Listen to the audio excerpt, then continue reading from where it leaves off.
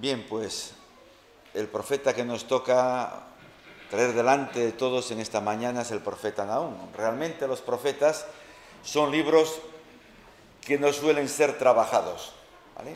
Son libros que están ahí, son libros que sí sabemos cuáles son, pero en el fondo no dejan de ser unos perfectos desconocidos, excepto el profeta Amós, que es el que hace la punta, el profeta Jonás, que es el que hace la punta, porque desde niñito lo hemos estudiado no una, sino 400.000 veces.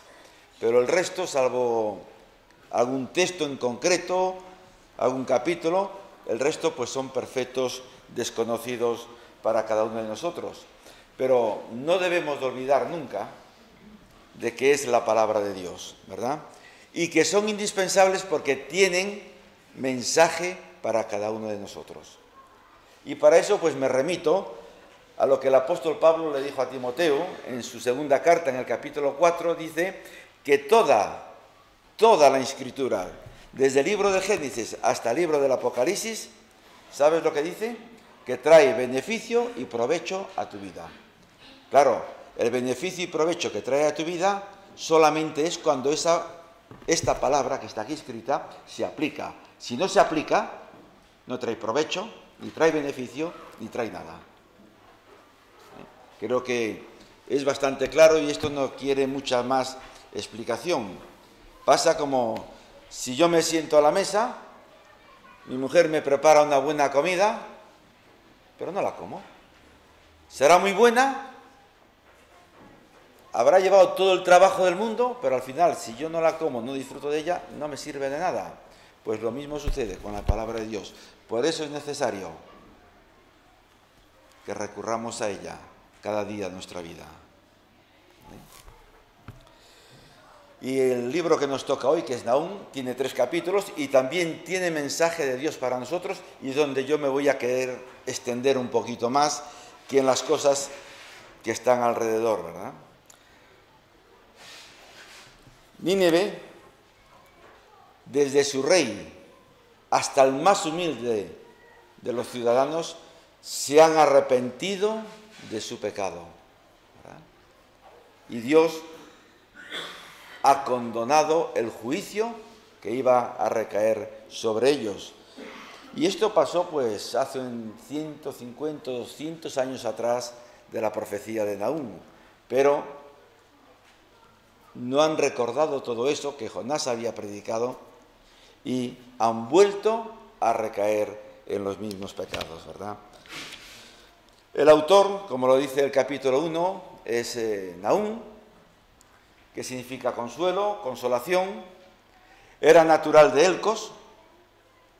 Decir Elcos en este momento, pues, es no decir nada. Nadie sabe dónde está Elcos en este momento. Ningún historiador, pues, sabe decir exactamente en qué lugar se ubica Elcos. Muchos juegan con Irak, otros juegan con Capernaum, otros juegan con el sur de Judea. Lo cierto es que no sabemos dónde está en este momento Elcos, ¿verdad? También no sabemos nada de su genealogía, no nos dice nada de sus padres, de su familia, no sabemos nada con respecto a Nahum de esto, y tampoco sabemos nada de los gobiernos, de bajo qué rey él ha profetizado, ¿verdad? También con respecto a la fecha tenemos que deducir, y el margen pues es un margen grande en la franja de años, y tenemos que recurrir a la historia, en primer lugar a la historia bíblica y en segundo lugar a la historia de los historiadores antiguos.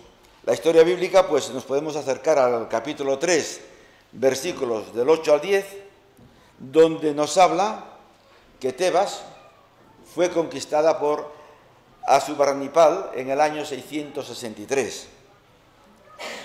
Nos dice también que este rey que conquistó Tebas, que primero conquistó Samaria y después conquistó Tebas, falleció en el año 626. Nos dice la historia también que Nínive, la visión que Nahum escribe sobre Nínive, fue destruida en el año 612 y que el imperio asirio, como tal, desapareció en el año 609, ¿verdad? Y si vamos a Segunda de Crónicas, perdón, a Segunda no, que es un libro, al Segundo de Crónicas y al Segundo de Reyes, nos describen los 3 reyes sobre los cuales ha sucedido estos eventos, ¿verdad? Que fueron bajo el reinado de Manasés, bajo el reinado de Amón y bajo el reinado de Josías. Desde la destrucción de Tebas hasta la destrucción de Nínive han estado en esta franja de años estos 3 reyes. Y este es el periodo más o menos en el cual fue escrita la visión sobre la destrucción de la ciudad de Nínive. El trasfondo histórico es que en esta franja de años Asiria dominaba lo que es el cercano oriente, ¿verdad? Y durante todos estos años Asiria había sido el terror de todos los pueblos. Era un pueblo temido, era un pueblo sanguinario, ¿verdad? Había conquistado Samaria y había conquistado Tebas. Y si leéis en el capítulo 3, ¿verdad? Veis que la ciudad de Tebas era una ciudad que estaba muy protegida, ya como ciudad, como estructura de ciudad, y a la vez protegida por 4 países. En cambio, este rey fue capaz de conquistar esa ciudad que estaba tan protegida de una manera, ¿verdad? Y es uno de los 3 libros proféticos, además, que va escrito a distintos pueblos, que no sea el pueblo de Israel. Tenemos a Abdías, que profetiza contra Edom, y tenemos a Jonás, que profetiza contra Nínive, y a Nahum, con más de lo mismo. Bien, pues en estos 3 capítulos, me imagino que no los habéis leído, aunque son capítulos pequeñitos, imagino, y perdonar pues, por tanta imaginación, ¿vale? Pero el texto clave, y el texto clave nos habla de algo que en la sociedad en la cual vivimos, y la Iglesia de Occidente hoy ha olvidado, y es la santidad de Dios. Y muchas veces cuando hablamos de la santidad de Dios, y esto hago un paréntesis, nos quedamos en eso solo, santidad, Dios es santo, y nos hemos quedado tan panchos, y ahí va todo. Vamos a ver lo que dice para mí, lo que es el texto clave, o los textos. Yo me quedo con el 2, que ya resume muchísimo, pero voy a leer del 2 al 6, del capítulo 1. Dice así: Jehová es Dios celoso y vengador. Son palabras que nos suenan, ¿verdad? Son palabras que en esta sociedad, si alguien nos escucha, nos dice que necesitamos la ayuda de un psicólogo, de un psiquiatra o cosas por el estilo. Una sociedad donde se predica la tolerancia, donde cada uno tiene su propia verdad y cada uno hace lo que quiere, dice el texto, pero es que este es nuestro Dios hoy también, ¿eh? No nos olvidemos, es nuestro Dios hoy. No es el Dios del pasado, es el Dios eterno. Dice, Jehová es Dios celoso y vengador. Jehová es vengador y está lleno de indignación. Se venga de sus adversarios y se enoja con sus enemigos. Jehová es tardo para la ira y grande en poder, y no tendrá por inocente al culpable. Jehová marcha en la tempestad y en el torbellino, y las nubes son el polvo de sus pies, las figuras de esa santidad, de ese poderío de nuestro Señor. Él amenaza el mar y lo hace secar y agota todos los ríos. Basán fue destruido y el Carmelo y la flor del Líbano fue destruida. Los montes tiemblan delante de él y los collados se derriten. La tierra se conmueve a su presencia y el mundo y todos los que en él habitan. Y ahora hay 2 preguntas. Dice, ¿quién permanecerá delante de mi ira? Que es la respuesta a la santidad. ¿Y quién quedará en pie en el ardor de mi enojo? Su ira se derrama como fuego y por él se hienden, es decir, se cortan, se rajan, se convierten en polvo las peñas, los montes. Los destinatarios de esta carta, es obvio, es el pueblo de Nínive, por una sencilla razón, porque Dios en ningún momento de la historia pasa por alto el pecado. Dios en ningún momento de la historia, ni en el pasado, ni hoy en el presente, ni mañana en el futuro, pasa por alto el pecado. Por esta razón, Dios pronuncia este oráculo y le da esta visión a Nahum de lo que iba a suceder en esa ciudad tan malvada y tan sanguinaria. Pero también tiene otro receptor del mensaje indirecto, y es Judá. Este mensaje también va para Judá, ¿verdad? Y va para Judá en dos caminos. El primero es que Judá nunca debe de dudar de la seriedad de la ira de Dios para con el pecado. Es el mensaje que va para Judá, que no debe de dudar de la seriedad de la ira de Dios para con el pecado, a pesar, muchas veces, de la demora.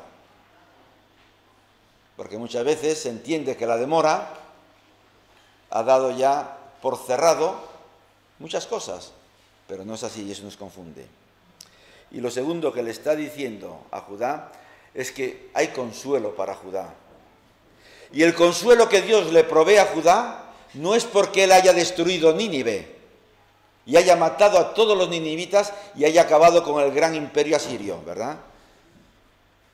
Sino porque él es un Dios justo y defiende con justicia. Hay consuelo para Judá porque Dios es justo. Y hay consuelo para el pueblo porque Dios es justo.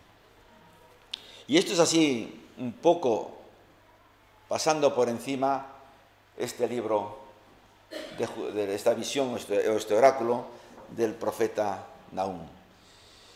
Y me quiero quedar pues con lo que yo he aprendido en estos 3 capítulos, porque tiene muchas cosas que enseña, muchas cosas que van contracorriente, muchas cosas que posiblemente pues a nuestros oídos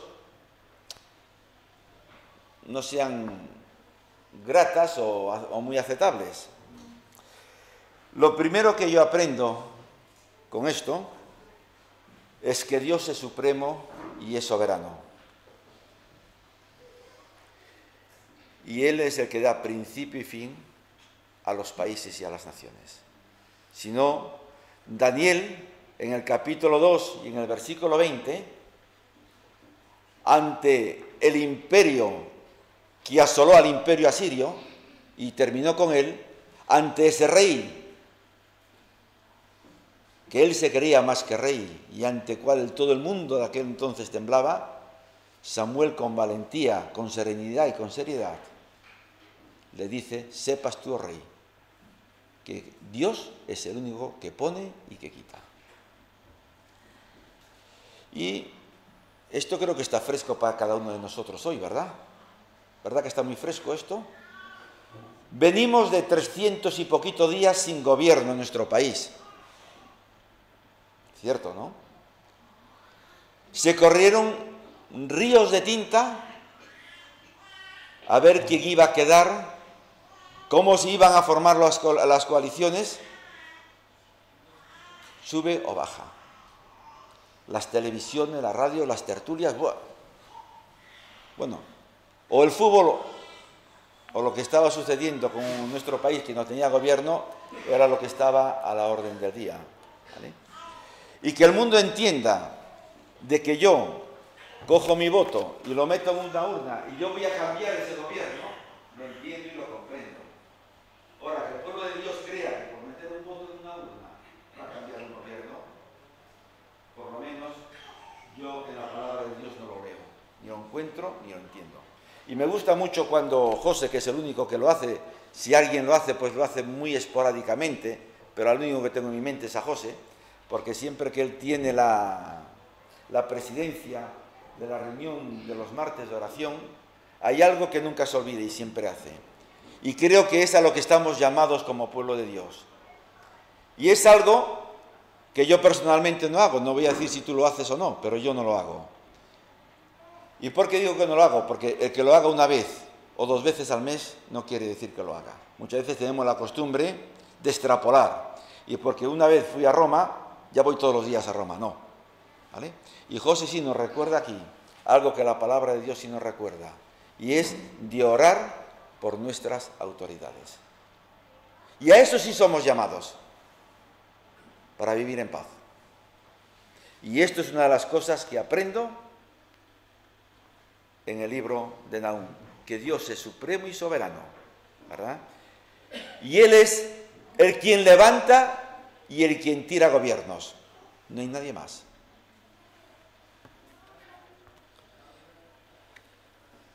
Aprendo también que la ira de Dios se hace evidente contra todo lo que afrenta o insulta gravemente su santidad. Deuteronomio 23:14 dice algo muy importante que yo, por lo menos este texto, si venís a mi casa, está colgado donde yo paso más horas dentro de mi casa. Y dice lo siguiente: por eso, tu campamento debe de ser un lugar santo. Si el Señor ve algo indecente, se apartará de ti.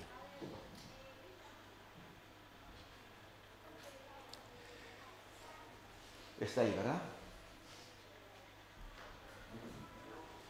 Creo que es un texto que no suele estar en muchos hogares, pero para mí es un texto muy importante, porque en ese lugar tan pequeño de mi casa, ahí paso muchas horas.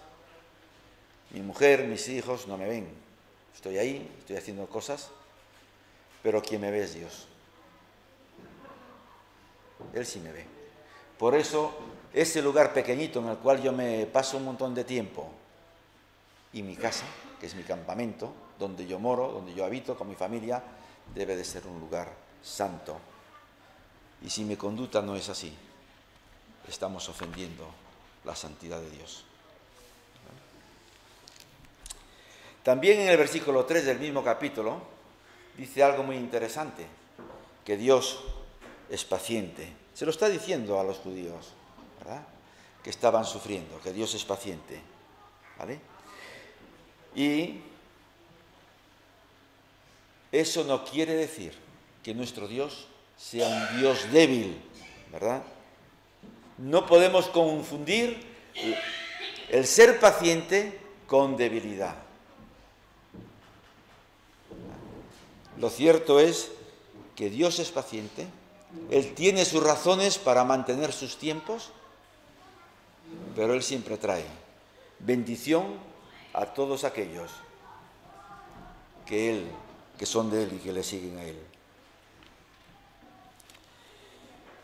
Nínive fue destruida, como todos sabemos, porque había ofendido gravemente la santidad de Dios. Dice el versículo 2 del capítulo 1 que hemos leído antes, que Jehová es un Dios celoso, que es un Dios que cuando no hay ese comportamiento, esa correspondencia hacia Él, Él reclama justicia, como reclamamos todos. ¿O es que los que estamos aquí sentados no reclamamos justicia ante una injusticia?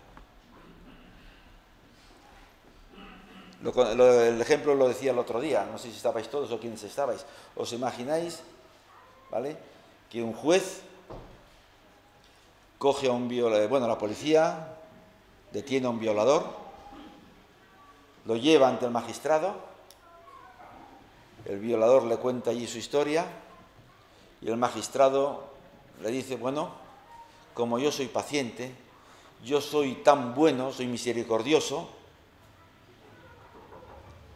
pues mira, no te voy a meter en la cárcel. te voy a dejar libre. ¿Creéis? ¿Esto lo veis correcto? ¿Lo veis?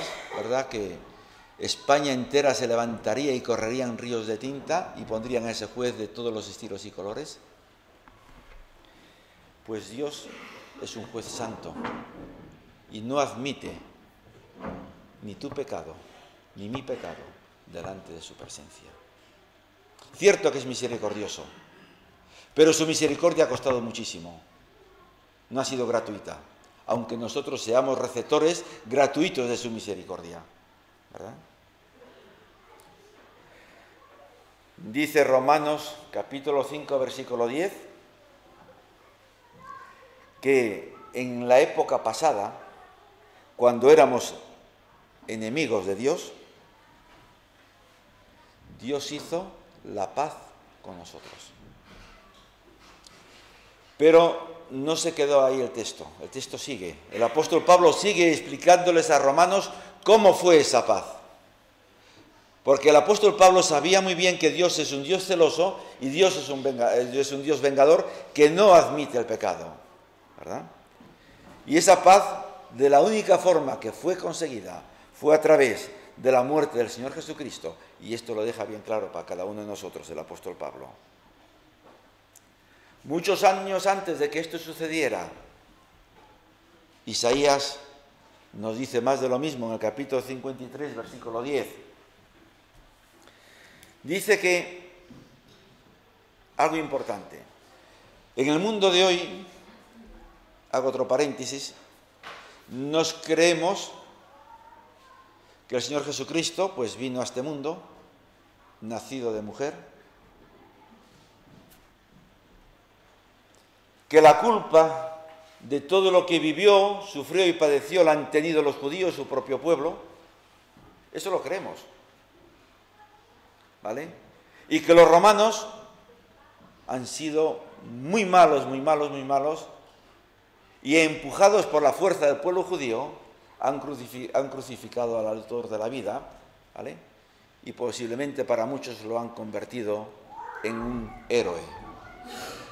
Esto no lo dice la Escritura. Y si creéis que esto lo dice la Escritura, estamos equivocados con respecto a esto. La Escritura dice lo siguiente, en el capítulo de Isaías 53, versículo 10, dice que Dios quiso humillarlo y quebrantarlo. Y quebrantar significa usar la violencia.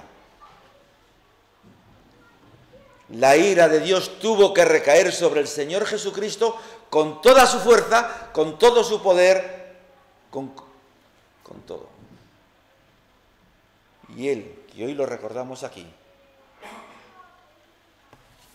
a través de Él podemos tener paz con Dios. Fijaos la violencia de la ira de Dios sobre el Señor Jesucristo, que Él cuando estaba en la cruz, la sintió tanto en su ser, fue tan fuerte, que Él tuvo que decir en esos momentos más cruciales, más difíciles, Padre mío, ¿por qué me has abandonado? ¿Por qué me has abandonado?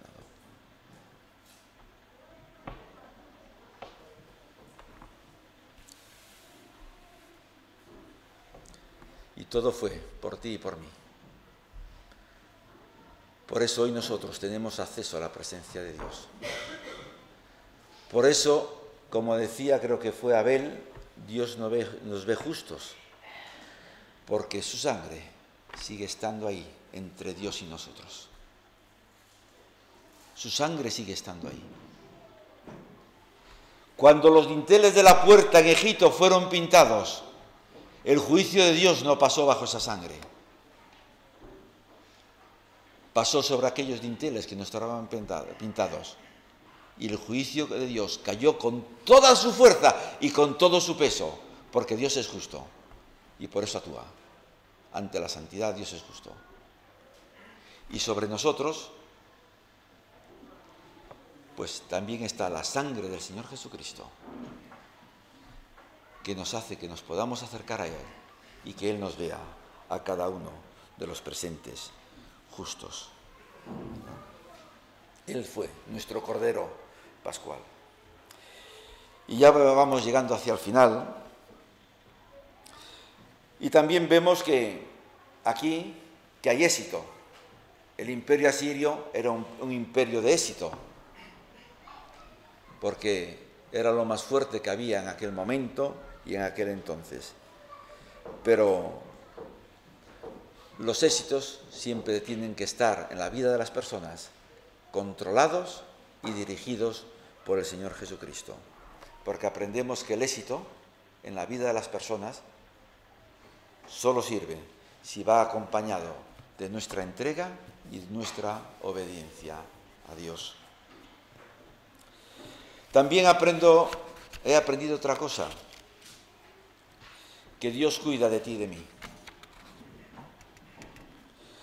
Que a pesar de que pasemos por un montón de conflictos, un montón de dudas, un montón de situaciones, que nos cuestionemos todo lo habido y por haber, Jehová es fortaleza en el día de la angustia. ¿Cierto? Jehová es fortaleza en el día de la angustia. Pero no es para cualquiera. No es para cualquiera. Si seguimos leyendo el texto, el versículo 7, dice que es fortaleza en el día de la angustia para aquellos que han nacido de nuevo. ¿Sabéis lo que es el nuevo nacimiento? Es un cambio total de dirección. Es lo que antes amabas, ahora aborreces. Eso es un nuevo nacimiento. Y muchas veces, desde este lugar, se ha engañado a muchas personas. Hermano, haz conmigo esta oración. Se hacía una oración y después al acabar la oración decía, el que ha repetido o el que ha dicho esta oración que levante la mano. La levantaban 20, 30, 40, dependiendo la masa de personas que estuviesen. Pues pasar adelante. Todos estos son salvos. ¿Dice eso la Biblia? En algún lado de la palabra de Dios encontramos que la salvación es el funcionamiento para que Dios nos perdone nuestros pecados. ¿Verdad que no? Sabemos que somos salvos, porque lo que antes en la vida vieja amábamos, queríamos, deseábamos, ¿verdad? Hoy no lo queremos. Y también cuando cometemos pecado, porque el creyente no vive en pecado, puede cometer pecado, pero no vive en pecado. Son dos cosas totalmente diferentes. Cuando cometemos pecado, el Espíritu Santo trabaja en nuestra vida y nos hace volver a nuestro abogado, que es el Señor Jesucristo, para que Él perdone nuestro pecado. Y es como funciona la vida del nacido de nuevo. Y dice el Señor que Él es fortaleza en el día de la angustia para todas esas personas que realmente han nacido de nuevo. Y también hay un texto que hemos cantado el último himno, los himnos iban un poco con lo que hoy tenía para compartir. Hay un texto que dice, el 1:15, he aquí sobre los montes los pies del que traen buenas nuevas, de los que anuncian la paz. Este texto tiene dos partes, y la segunda parte es, celebra Judá tus fiestas, cumple tus votos, porque nunca más volverá a pasar sobre ti el malvado, pereció de todo, ¿verdad? He aquí sobre los montes los pies de los que traen buenas nuevas, que anuncian la paz. Un llamado es un texto que se usa mucho de cara al evangelismo. Está bien, pero en el contexto no es este. El contexto es un pueblo que está sufriendo por causa de su pecado, que está en el cautiverio, ¿vale? Y que Dios levanta hombres para estimular a su pueblo a confiar y a ver a Cristo. Son a los propios judíos que les están enviando el mensaje, no un mensaje destructivo, no un mensaje que los apague, que los ahogue, sino un mensaje que los estimule y a pesar de todas las vicisitudes, de todos los problemas, de todas las amarguras que estén pasando, a levantar su vista y ver a Jesucristo. ¿Verdad? Y esos son los bienaventurados, esas personas que en medio del pueblo de Dios llevan paz. Bienaventurados, he aquí, sobre los montes, los pies de los que traen buenas nuevas, son bienaventurados por llevar buenas nuevas, por llevar paz en medio de la congregación, aquí. Si aquí tuviésemos un conflicto, Dios quiera que no, pues la palabra de Dios dice, bienaventurado aquellos hombres y mujeres que en medio del conflicto lo que saben llevar es paz, no guerra. Y esto es lo que está diciendo la palabra de Dios a ti y a mí, y lo que me dijo a mí primero en el momento en que me bajo a este libro. Y tiene la segunda parte. Cumple tus votos. Cuando pasamos por problemas, cuando pasamos por angustias, cuando pasamos por necesidades, cuando pasamos por una serie de situaciones que graban de tal manera nuestra vida que nos hunden, hay veces en que, como Pedro, clamamos a Dios, echamos la mano, Señor, sálvame que perezco. Pero durante ese proceso hacemos votos. Pero no solo cuidar, sino nosotros también. Pues sabes, estos hombres lo que estaban haciendo, aparte de llevar las buenas nuevas, estaba diciendo, pues mira, lo que le has prometido a Dios si te libera de la cautividad, ahora lo que hay que hacer es cumplirlo. Y vamos a ser todos hombres y mujeres honestas que lo que hemos prometido lo vamos a cumplir, ¿verdad? Y cuando vivimos así, de esta manera, ¿sabes lo que dice Dios de ti y de mí? Qué bonitos, qué hermosos son vuestros pies. Cuando hacemos todo lo contrario, la ira de Dios se levanta y ofendemos a Dios, ¿verdad? Y hay muchas veces que no nos damos cuenta de nuestra ofensa con nuestras palabras, con nuestras actitudes al Dios Santo. No nos damos cuenta y caemos en ese error. Por eso yo os invito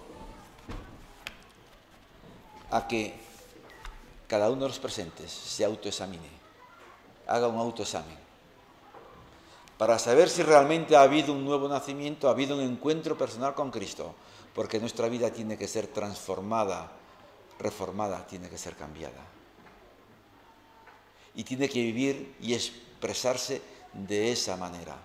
Y si en alguna ocasión nos salimos por la tangente, dice la palabra de Dios, que abogado tenemos para con el Padre, para buscar el perdón. Lo que no podemos vivir es en esa cabezonería, porque estamos manifestando de que el nacimiento de nuevo es cuestionable, ¿verdad? Y dice el apóstol Pablo, para terminar, en el capítulo 1, versículo 24 del libro de Gálatas: y todos los que nos ven, alaben a Dios por el cambio que Él ha efectuado en nuestras vidas. Padre que estás en los cielos, gracias por tu palabra. Gracias por esta profecía tan corta, tan triste, porque tú has tenido que derramar toda tu ira sobre un pueblo tan malvado y tan sanguinario. Pero a la vez has sido misericordioso con aquel pequeñísimo remanente fiel que se mantuvo en esas circunstancias tan dramáticas, fiel a ti. Esto fue lo que sucedió hace muchísimos años, Padre, y que también suceda en mi vida, en esta sociedad de hoy y en la vida de mis hermanos aquí. Que seamos fieles a ti. Que nuestro campamento sea santo a ti. Que nuestras actitudes, nuestros comportamientos, nuestra vida dignifique y glorifique tu nombre. Y que todos los que nos ven puedan alabarte y adorarte a ti a través de nuestra conducta, de nuestra actitud. pues que a ti sea la honra y la gloria en esta mañana, por los siglos de los siglos. Amén.